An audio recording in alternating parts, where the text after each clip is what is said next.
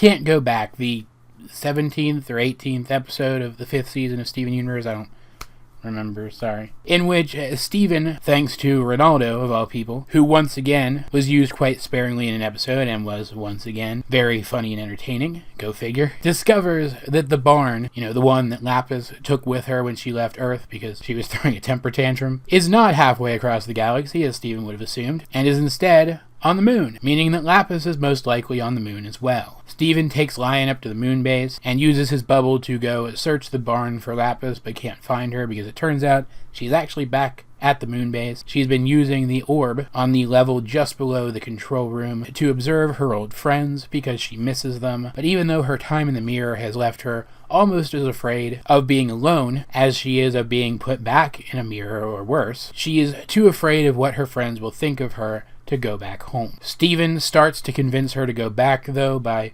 basically telling her stuff that she clearly already wants to hear. She has a musical number, which was good. I wouldn't say great, but good. And then she and Steven just talk for a while. It's actually a really fantastic scene with some of the best dialogue, the best interpersonal dialogue between two friend characters that I've ever seen in this show, or in most shows, honestly. But just before Lapis can make the choice to go back home to Earth, Steven dozes off and has another diamond dream. He makes the mistake of telling her about it. She gets spooked and actually flies off for real this time.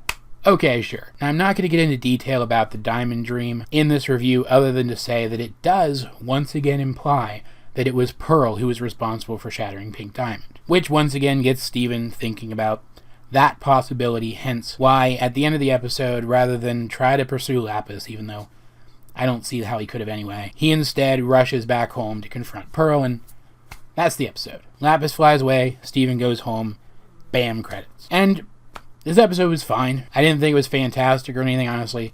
Don't have that much to say about it that I haven't already said. Lapis was Lapis in it. They did a really good job of kind of bringing together the two major aspects of her character, that being the skittish, fearful Lapis, who will make virtually any sacrifice to assure her own safety, who doesn't want to form connections with other people, and the Lapis that we saw back in Mirror Gem and Ocean Gem, the Lapis who is good friends with Steven. And I thought that was a really nice touch.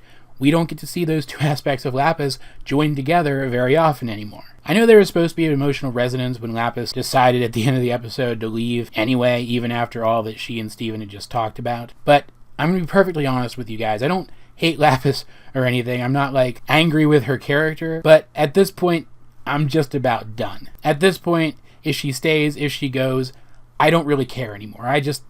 I'm not feeling this plotline. I want it to be over. And I get that the way they've written the character, they can't just end this plotline. Lapis has to work through this stuff, but that doesn't mean the plotline's grabbing me, and that doesn't mean I want to keep seeing it. That's probably going to be a controversial statement, but at this point, I'm just kind of over all of the Lapis drama. Though, to be fair, being over the Lapis drama is certainly better than being over Lapis as a character, as I was a while back, so I still think this is a step in the right direction. I mean, even though this plotline isn't grabbing me, that doesn't mean it's not a good plotline. It still is a good plotline. It's well written, and I'm sure for the people who are grabbed by it, they're really enjoying it. Still, despite all that, this is probably my favorite Lapis episode. I liked Lapis throughout the majority of this episode more than I have pretty much since she first appeared in the show. So there's even good stuff for me in this episode. So even for somebody like me who isn't really enjoying this plotline too much, there's still stuff to enjoy here. Though I do want to reiterate, I didn't think the musical number in this one was great. It's probably the closest thing, at least to me, to a forgettable music number in Steven Universe, which